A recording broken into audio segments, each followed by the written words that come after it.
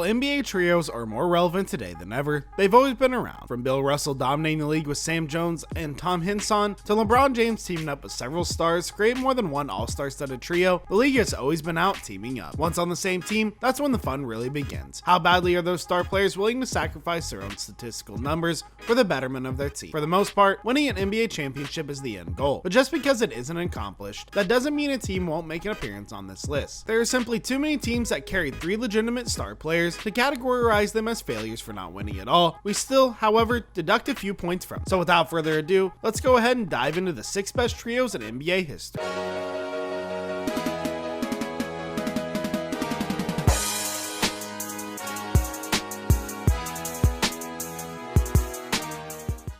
At number 6, we have Michael Jordan, Scottie Pippen, and Tony Kukoc. Jordan, 29.4 points per game, 6.1 rebounds, 4.1 assists. Pippen, 20.2 points per game, 6.7 rebounds, 5.6 assists. Tony, 13.9 points per game, 4.6 rebounds, 4.2 assists. Finals record, 3-0. Time together, 1996 to 1998. Anything that has to do with the Chicago Bulls in the late 90s immediately revolved around Scottie Pippen, and of course, Michael Jordan. Once his airness decided to drop basketball and pick up baseball instead, Tony Kukoc came on board. The pressure that was placed on his shoulders was enormous. Dubbed as the second coming of Magic Johnson from Europe, Kukoc quickly proved that he belonged. He averaged 10.9 points in his first year in the league and followed that up by averaging 15.7. Once Jordan realized that hitting home runs was a far more difficult task than knocking down mid-range jumpers, he returned to the league. From there, no one stood a chance. If we left out that abbreviated short stint of when Jordan first came back during the 1994-95 season, the trio was unstoppable. While it was obvious that the bulk of the scoring was going to be done by Jordan and Pippen, Kukoc found a way to fit in nicely, as he was the third leading during all 3 of their championships together. They were the perfect complement to one another. Jordan was a mid-range assassin, Pippen continually placed defenders on posters when attacking the rim, and Kukoc oftentimes camped out behind the 3-point line and made it rain. Considering that the Bulls only lost a combined amount of games during the 3-year stretch and have 3 golden balls to show for it, their high placement on this list is an absolute no-brainer.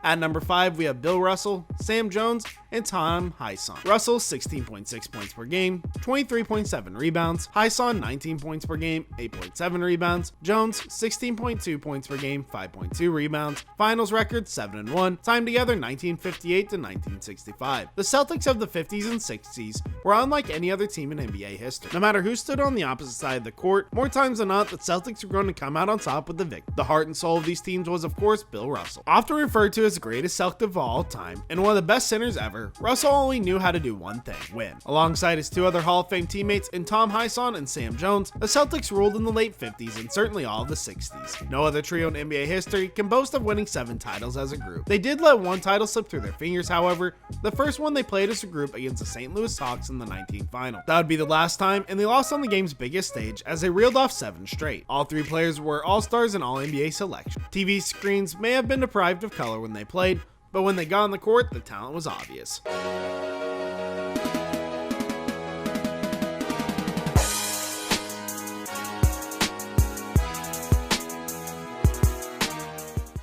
At number 4, we have Michael Jordan, Scottie Pippen, and Dennis Rodman. Jordan, 29.5 points per game, 6.1 rebounds, 48.2 field goal percentage. Pippen, 19.5 points per game, 6 rebounds, 5.8 assists. Rodman, 5.3 points per game, 15.3 rebounds. Finals record, 3-0. Time together, 1996 to 1998. The argument can be made that the second half of the Chicago Bulls dynasty was even better than the first. Of course, Michael Jordan is in the discussion for the greatest player of all time, and Scottie Pippen is an all-timer in his own right. In all fairness, considering how great both players were, almost anyone could have slotted into the 3rd slot. With that said, Dennis Rodman more than held his own. In 3 full seasons under the same roof, Pippen averaged a hair over 19 points per game and consistently locked up on the defensive side of the ball. Jordan was just as good defensively, but offensively, he was one of the greatest the game has ever seen. He averaged just under 30 points per game during that 3-year span. As for Rodman, scoring was never something he was interested in doing and particularly good at. The eccentric Hall of Famer never averaged more than 5.7 points per game during his time with the Bulls,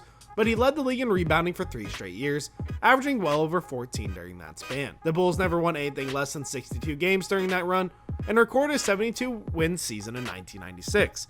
Unlike Pippen and Jordan, who were all-stars, Rodman was never selected to any midseason classics, Jordan was also a 2-time MVP in 3 seasons. Both Jordan and Pippen were selected to the All-NBA and All-Defensive teams as well.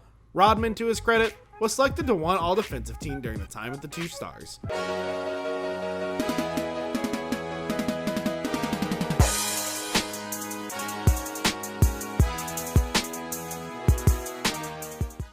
At number 3, we have Steph Curry, Kevin Durant, and Klay Thompson. Durant, 25.8 points per game, 7.1 rebounds, 52.4% field goal percentage. Curry, 26.3 points per game, 6 assists, 42.3 from 3-point range. Thompson, 21.3 points per game, 42.8 from 3-point range. Finals record 2-1. Time together, 2017 to 2019. Nothing is a guarantee in the NBA. Each and every year, several teams have a reasonable claim as to why they can ultimately win it all. With that said, the moment Kevin Durant decided to pack up his bags and leave OKC for the Golden State Warriors, winning a title became a formality. The Warriors were already a powerhouse long before Durant signed on the dotted line, but they went to an entirely different level once he came on board. Interestingly enough, the Warriors had a big three that consisted of Draymond Green, Klay Thompson, and Steph Curry, but for the sake of this article, one of those players will have to be dropped in order to make room for Durant. For as much as we love Green and all the intangibles that he brings to the table, he was the odd man out. Although it didn't last entirely too long, the Warriors were simply unfair with Durant, Curry, Thompson, and their new teammate all averaged 20 points per game during those 3 seasons, with Durant and Curry clearing the 25 point per game mark. When the dust cleared on their time together, the Warriors ultimately did some historic things. Their average win percentage during the regular season was 73.9. The Warriors also managed to make 3 straight finals and pocketed 2 titles. Luckily for the rest of the league, the trio wouldn't stay together for more than 3 seasons. At number 2,